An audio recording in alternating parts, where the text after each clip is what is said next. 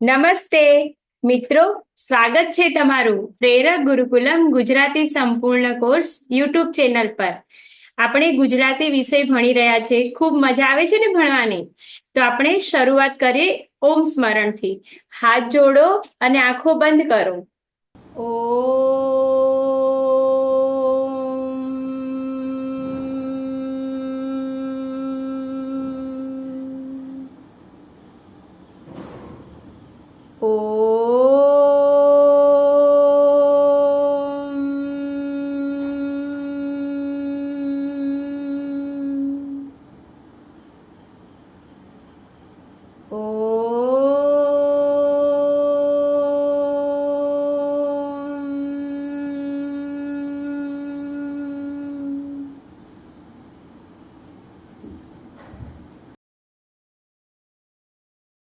આંખો ખોલો. હવે આપણને ભણવાની ખૂબ મજા આવશે. તો આપણે આજનો સુવિચાર જોઈએ. આજનો સુવિચાર છે, અડગ મનના માનવીને હિમાલય પણ નડતો નથી.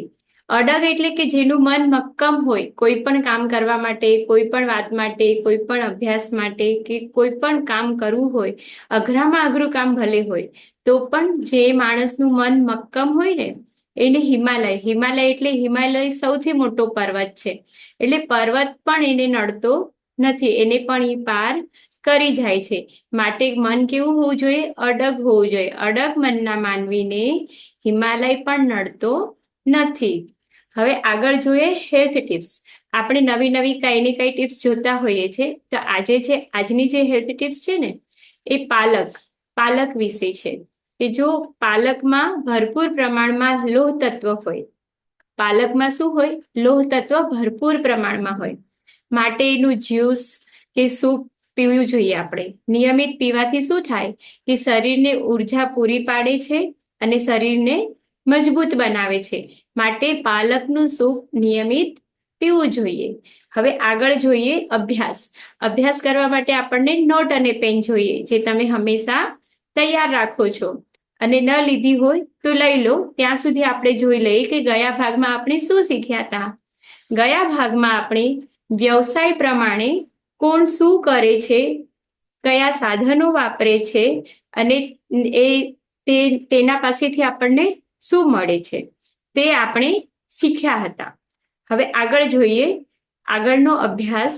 શબ્દ સમૂહ દર્શક. આપણે ઘણા બધા શબ્દ જોયેલા ને કે જે આખું વાક્ય હોય એના માટે એક શબ્દ વપરાતો હોય, એટલે એ શબ્દ સમૂહ દર્શક થયા. સમૂહ દર્શક શબ્દ કે આખા વાક્યમાં એક જ શબ્દ વપરાતો હોય એવા આપણે હજી થોડા જોઈએ. પહેલા પણ આપણે થોડા જોઈ ગયા હતા. તો આપણે શરૂઆત કરીએ. સમૂહ દર્શક શબ્દ. સમૂહ દર્શક શબ્દ.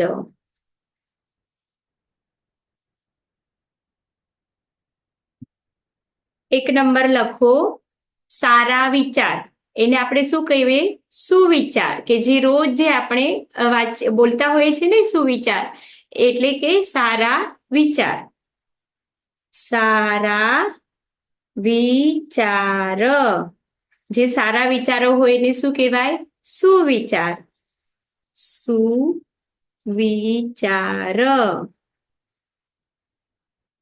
ફરીથી એકવાર લખીશું, સારા વિચાર એટલે સુવિચાર. હવે બીજું છે, લખતા વાંચતા આવડે તેવા. જેને લખતા વાંચતા આવડે ને તેવા, તેને શું કહેવાય? સાક્ષર. લખતા વાંચતા આવડે તેવા. જેને લખતા અને વાંચતા આવડે તેવા તેને શું કહેવાય? સાક્ષર. સાક્ષર. લખો હજી એકવાર, લખતા વાંચતા આવડે તેવા. સાક્ષર. સાક્ષર. સાક્ષર. હવે ત્રીજું લખીશું લખતા વાંચતા ન આવડે તેવા. જેને લખતા વાંચતા ન આવડે ને તેને શું કહેવાય? નિરક્ષર. લખતા વાંચતા ન આવડે તેવા, જેને લખતા વાંચતા ન આવડે તેવા તેને નિરક્ષર, કે જે અક્ષર ઓળખી નથી શકતા, નિરક્ષર. લખતા વાંચતા ન આવડે તેવા નિરક્ષર. નિરક્ષર. હવે આગળ લખીશું 4 નંબર રાજાને બેસવાનું આસન. 4 નંબર લખો રાજાને બેસવાનું આસન. જ્યાં રાજા બેસે ને એ આસનને શું કહેવાય? સિંહાસન. રાજાને બેસવાનું આસન. આસન. સિંહાસન. સિંહાસન. સિંહાસન. રાજાને બેસવાનું આસન. સિંહાસન. સિંહાસન.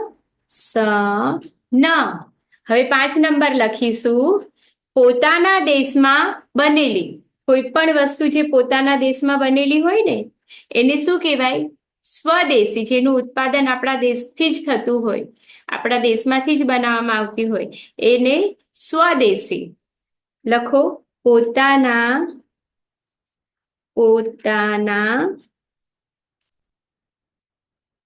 દેશમાં બનેલી. એને સ્વદેશી. શું કહેવાય? સ્વદેશી. પોતાના દેશમાં બનેલી. સ્વદેશી. સ્વદેશી.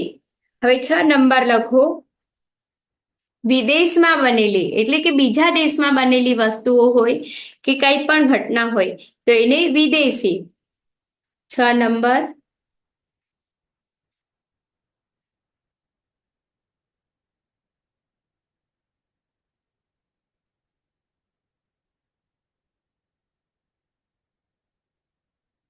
બીજા દેશમાં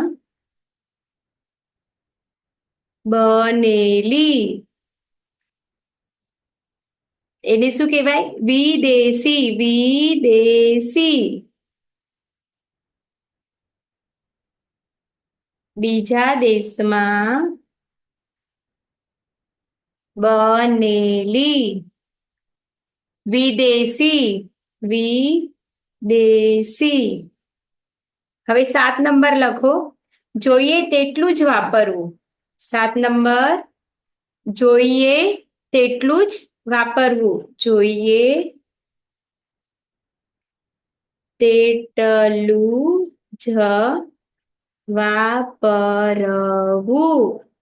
કોઈ પણ વસ્તુ હોય, પૈસા હોય કે કઈ પણ વસ્તુ, પૈસા, એને જોઈએ તેટલું જ વાપરવું. એને શું કહેવાય? કરકસર. કરકસર. એમાં પાણી તો ખાસ. આપણે પાણી આપણું જીવન છે એટલે એને જોઈએ તેટલું જ વાપરવું જોઈએ. જો આપણને એક બાલદીથી પાણીથી કામ થઈ જતું હોય તો આપણે બીજી બાલટી લેવું જોઈએ નહીં. એટલે જોઈએ તેટલું જ વાપરવું. એને શું કહેવાય? કરકસર. જોઈએ તેટલું જ વાપરવું. એને કહેવાય કરકસર. કરકસર. હવે લખો 8 નંબર.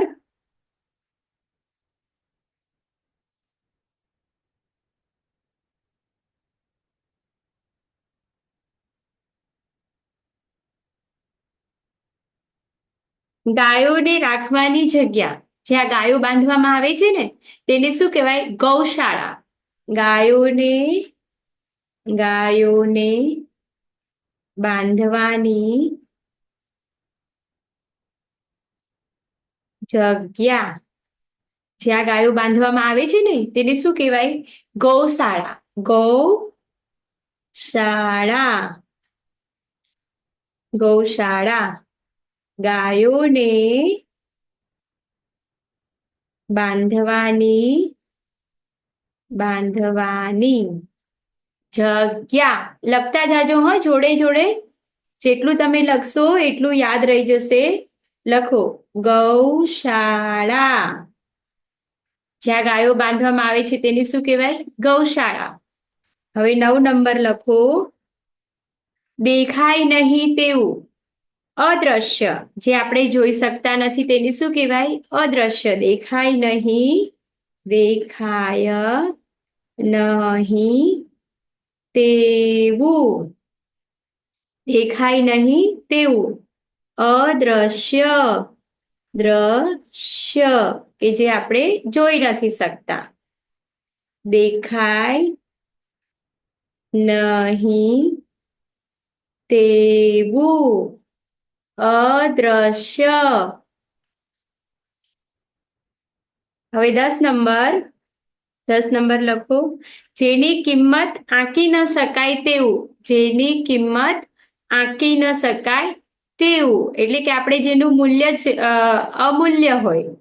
કિંમત એટલે કે મૂલ્ય, કે જેનું મૂલ્ય કરી જ ન શકીએ, કે એના મૂલ્ય કરતા પણ એ વિશેષ હોય, વધારે હોય, જેનું મોલ ન થાય આપણે કહીએ ને, એટલે તેને શું કહેવાય? અમૂલ્ય.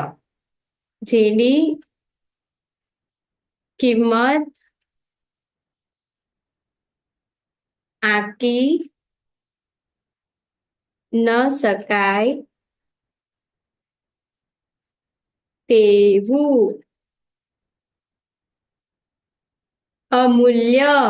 અમૂલ્ય. જેની કિંમત આંકી ન શકાય તેવું. અમૂલ્ય. લખ્યું? જેની કિંમત આંકી ન શકાય તેવું. અમૂલ્ય. આજે આપણે સમૂહ દર્શક શબ્દો લખ્યા. હવે થોડું આગળ વધારે લખીશું. આજે આપણે એક નવો વિષયનો અભ્યાસ કરીશું, કે જે આપણે રસોડામાં રસોઈ બનાવીએ. રસોડામાં આપણે જે સાધનો હોય છે ને, આપણને રસોઈ બનાવવામાં જે વપરાય છે, આપણે ખાવા પીવામાં જે સાધનો વાપરીએ છીએ, જે વસ્તુઓ વાપરીએ છીએ, એ આપણને ખબર હોવી જોઈએ. આપણને રસોડામાં આપણા માટે કોઈ પણ વસ્તુનું નામ અજાણ્યું હોવું જોઈએ નહીં. એની સમજ આપણને હોવી જોઈએ. તો આજે થોડું એના વિશે આપણે શીખીશું. એ આપણી માતૃભાષામાં એને શું કહેવાય છે. હવે આપણે જે રસોઈ બનાવીએ છીએ ને, એ અલગ અલગ પ્રકારના ગેસ ચૂલા હોય. પહેલાના જમાનામાં ચૂલાનો ઉપયોગ કરવામાં આવતો, જેને લાકડા અંદર નાખી ચૂલા જેવું બનાવ્યું હોય, માટીનો ચૂલો, અને એમાં લાકડા નાખીને પેટાવે અને પછી અગ્નિ પેટાવીને એમાં રસોઈ બનાવવામાં આવતી. પણ હવે આજના સમયમાં શેનો ઉપયોગ થાય છે? ગેસનો.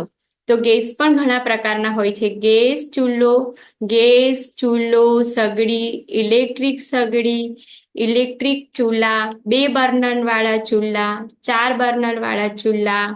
આધુનિક સમયમાં ઇલેક્ટ્રિક ચૂલા પણ વપરાય છે, કે જે આપણે ઇલેક્ટ્રિકથી વાપરી શકીએ છીએ. આ બધા નવા નવા ચૂલાઓની શોધ થઈ છે અને આપણે એના પર આપણું રસોઈ બનાવી શકીએ છીએ. એટલે આ બધા ચૂલા આપણને ખબર હોવા જોઈએ. માટીના ચૂલા, સગડી ઉપર પણ રસોઈ બનાવાતી હતી. તો આજે પેલા આપણે કયા કયા પ્રકારના ચૂલા છે એના નામ લખીશું.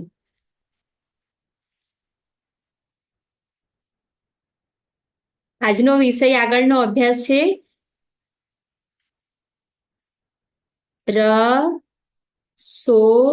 રસોડાના સાધનો. રસોડાના સાધનો એનું નામ અને એનો શું ઉપયોગ થાય છે તે સાધનનું નામ અને ઉપયોગ ઉપયોગ પેલા તો ચૂલા કયા કયા પ્રકારના ચૂલા આવે છે આપણે લખીશું ચૂલા કયા કયા પ્રકારના તો ગેસ સગડી ઇલેક્ટ્રિક સગડી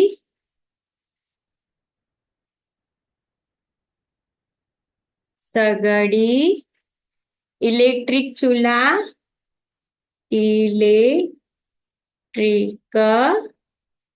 ચૂલા 2 બર્નર વાળા ચૂલા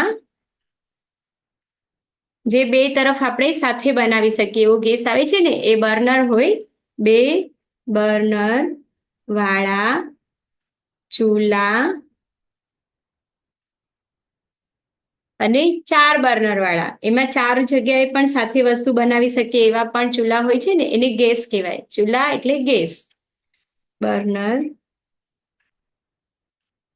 વાળા ચૂલા જેને આપણે ગેસ કહીએ છીએ અને આધુનિક સમયમાં કયા હોય છે ઇલેક્ટ્રિક ચૂલા માટીના ચૂલા સૌથી પહેલા વપરાતા માટીના ચૂલા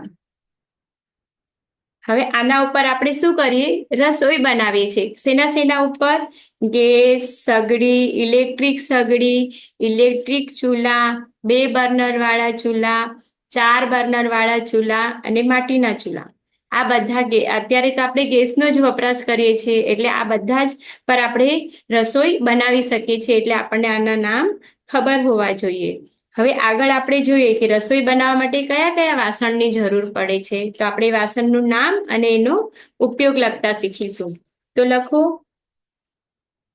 1 નંબર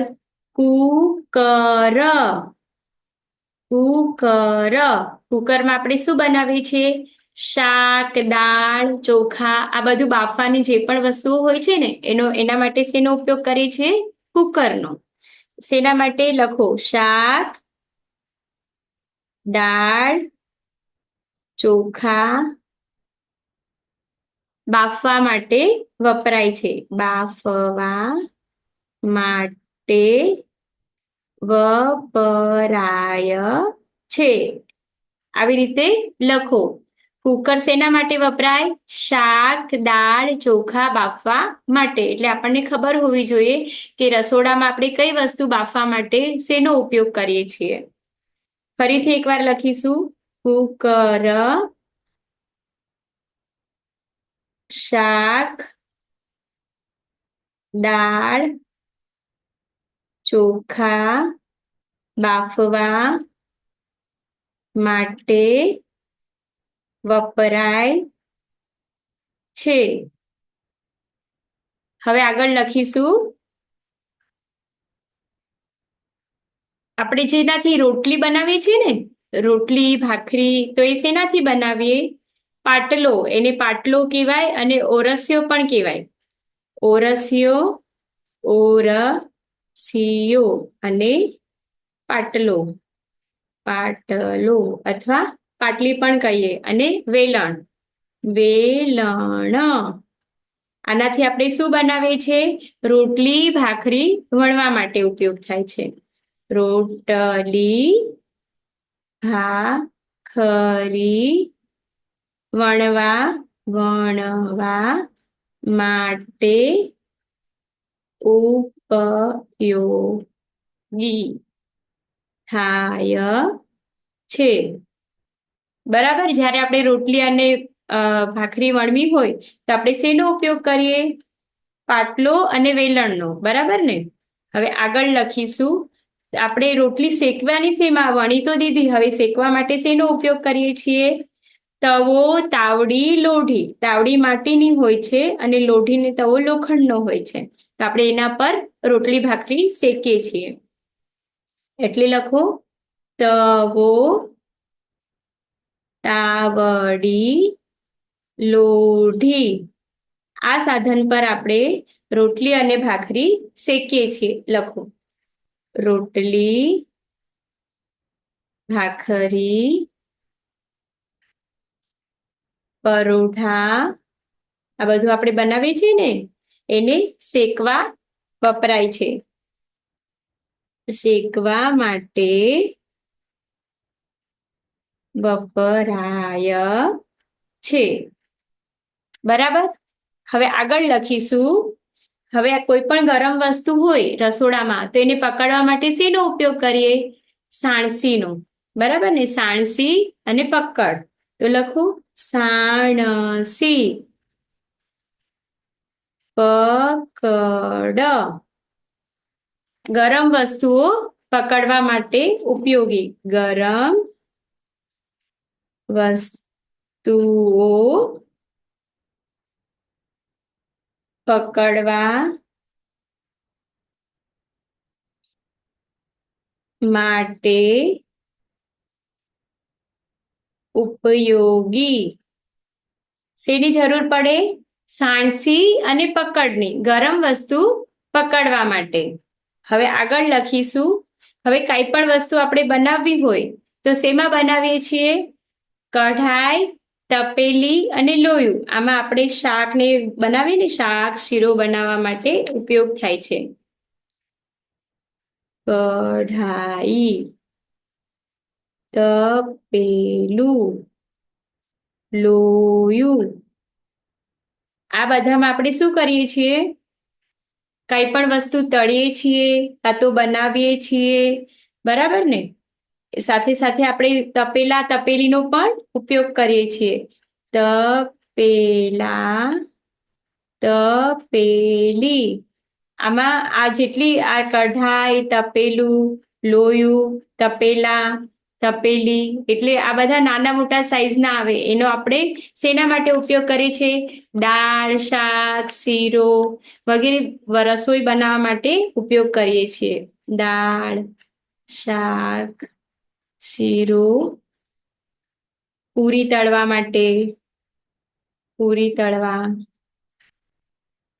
માટે ઉપયોગ કરીએ છીએ. ઉપયોગ કરીએ છીએ. હવે આગળ જોશું.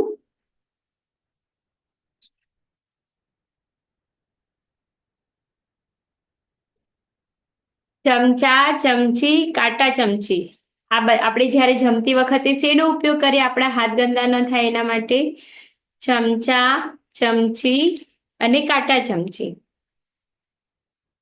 ચમચા આપણે શાકદાળ હલાવવા માટે વાપરીએ છીએ. ચમચી જમવામાં કાં તો કોઈ પણ નાની વસ્તુઓ લેવા માટે ઉપયોગી છે. અને કાંટા ચમચી ફ્રૂટ વગેરે ખાવા માટે. કાંટા ચમચી આપણે એને જમતી વખતે ઉપયોગ કરીએ છીએ. જમતી વખતે ઉપયોગી. આપણને આ ઉપયોગ ખબર હોવો જોઈએ કે કયું સાધન રસોડામાં કઈ રીતે વપરાય છે. બરાબર. ચમચા, ચમચી, કાંટા ચમચી ક્યારે ઉપયોગી છે? જમતી વખતે ઉપયોગી થાય છે. હવે આગળ જોશું. તવેથો શેના માટે વાપરીએ છીએ? આપણે શેકવા માટે. થેપલા અને ભાખરીને શેકવા માટે. તવેથો ભાખરી અને થેપલા શેકવા માટે. હવે આગળ જોશું.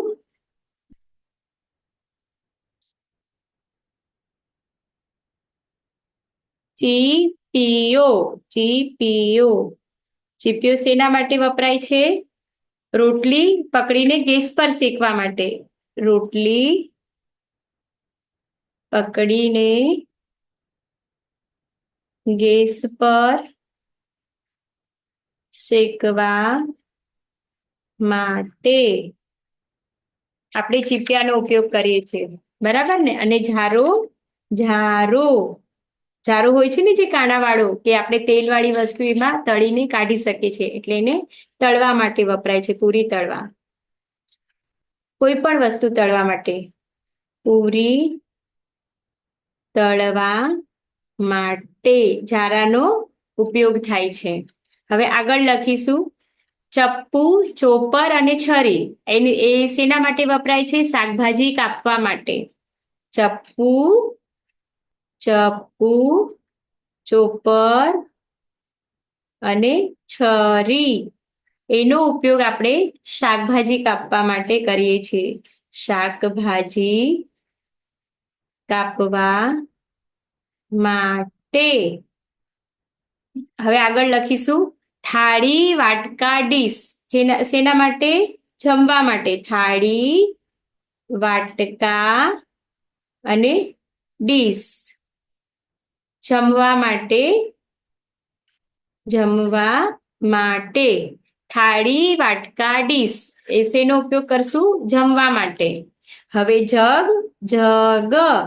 જગનો ઉપયોગ પાણી ભરવા માટે થાય છે. પાણી ભરવા માટે. જગમાં પાણી ભરવા માટે. હવે આગળ લખીશું, ત્રાસ, થાળી, વાટકો રસોઈ બનાવવા કામમાં આવે છે. ત્રાસ, થાળી, વાટકો રસોઈ બનાવવાના કામ માટે. આપણે રસોઈ બનાવવામાં ઉપયોગી જો કરીએ છીએ ને જે વાસણનો, એ ત્રાસ છે, થાળી છે, વાટકા છે, આ બધાનો આપણે એમાં પણ ઉપયોગ કરીએ છીએ રસોઈ બનાવવા માટે. હવે આગળ જોશું, બરણી ચીજ વસ્તુ ભરવા માટે. બરણી કોઈ પણ વસ્તુ ભરવા માટે. ચીજ વસ્તુ ભરવા માટે. હવે આગળ, ડબ્બા, ટિફિન બોક્સ એ શેનું ભરે? નાસ્તો ભરવા માટે. શું? ડબ્બો અને ટિફિન બોક્સ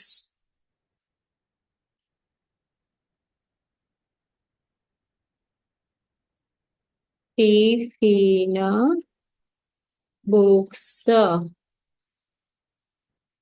નાસ્તો ભરવા માટે. નાસ્તો ભરવા માટે.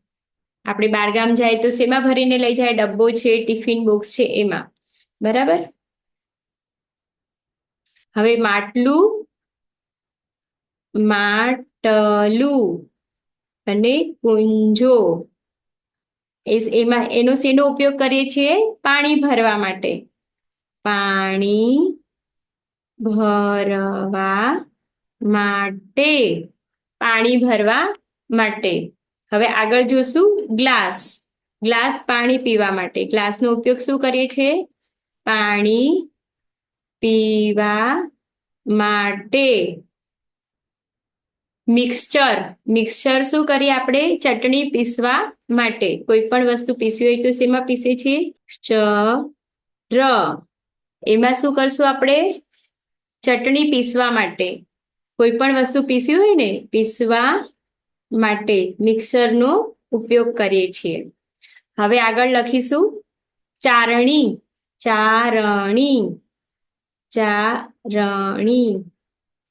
ઘઉં, ચોખા, દાળ, અનાજ, કઠોળ ચાળવા માટે. એને સાફ કરવા માટે શેનો ઉપયોગ કરીએ છીએ? ચારણીનો.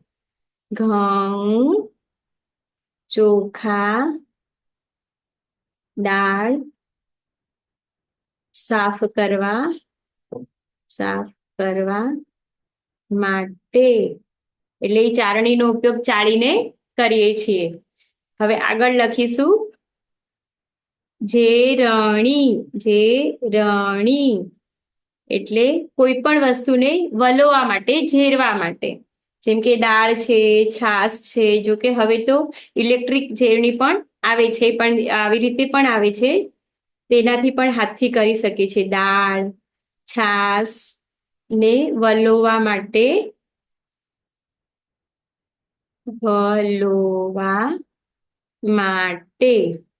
આજે આપણે શું શીખ્યા એકવાર ફરીથી વાંચી જઈએ. આજે આપણે સમૂહ શબ્દ શીખ્યા, સમૂહદર્શક શબ્દ અને રસોડામાં વપરાતી વસ્તુઓનો ઉપયોગ અને એના નામ. બરાબર, એકવાર મારા જોડે વાંચી જાજો. આપણે એકવાર વાંચી લઈએ. ચાલો. સમૂહદર્શક શબ્દો: સારા વિચાર, સુવિચાર. 2 નંબર વાંચો. લખતા વાંચતા આવડે તેવા, સાક્ષર. લખતા વાંચતા ન આવડે તેવા, નિરક્ષર. 4 નંબર, રાજાને બેસવાનું આસન, સિંહાસન. 5 નંબર વાંચો. પોતાના દેશમાં બનેલી વસ્તુ, સ્વદેશી. 6 નંબર, બીજાના દેશમાં બનેલી, વિદેશી. જોઈએ તેટલું જ વાપરવું, કરકસર. 8 નંબર વાંચો. ગાયોને બાંધવાની જગ્યા, ગૌશાળા. 9 નંબર, દેખાય નહીં તેવું, અદ્રશ્ય. 10 નંબર, જેની કિંમત આંકી ન શકાય તેવું, અમૂલ્ય.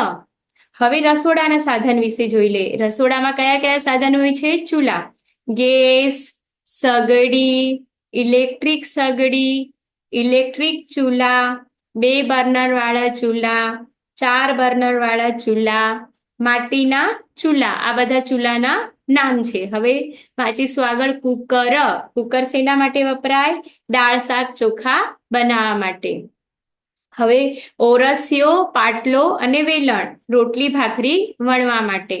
તવો, તાવડી, લોઢું. તવો, તાવડી અને લોઢી એ રોટલી ભાખરી શેકવા માટે. હવે આગળ જુઓ. સાણસી, પકડ, ગરમ વસ્તુઓ પકડવા માટે ઉપયોગી. એના પછી કઢાઈ, તપેલું અને લોયું. કઢાઈ, તપેલું, લોયું, તપેલા, તપેલી. આ બધી વસ્તુઓ દાળ, શાક, શીરો બનાવવા માટે, પૂરી તળવા માટે ઉપયોગી થાય છે. હવે ચમચા, ચમચી, કાંટા ચમચી. ચમચા, ચમચી, કાંટા ચમચી જે આપણે જમતી વખતે ઉપયોગી થાય છે. હવે તવેથો, ભાખરી અને થેપલા શેકવા માટે. ચીપિયો, ગરમ રોટલીને પકડીને ગેસ પર શેકવા માટે. ઝારો, પૂરી તળવા માટે. હવે આગળ જુઓ. ચપ્પુ, ચોપર અને છરી, શાક સુધારવા માટે. ચપ્પુ, ચોપર અને છરી, શાક સુધારવા માટે. જુઓ કેવી રીતે લખ્યું છે, એ પણ યાદ રાખવાનું છે. થાળી, વાટકા, ડીશ આપણે જમવા માટે જેનો ઉપયોગ કરીએ છીએ. જગ, પાણી ભરવા માટે. જગ, પાણી ભરવા માટે. ત્રાસ, થાળી, વાટકો રસોઈ બનાવવા માટે. અને બરણી, બરણી ચીજ વસ્તુ ભરવા માટે. બરણી ચીજ વસ્તુ ભરવા માટે. આ નીચે વાંચો. ડબ્બો, ટિફિન બોક્સ આપણે નાસ્તો ભરવા માટે. ડબ્બો અને ટિફિન બોક્સ નાસ્તો ભરવા માટે. પાણી ભરવા માટે શેનો ઉપયોગ કરીએ છીએ? માટલું અને કુંજો. અને પાણી પીવા માટે ગ્લાસ, ગ્લાસ. પછી મિક્સચર, આપણે ચટણી વગેરે પીસવા માટે.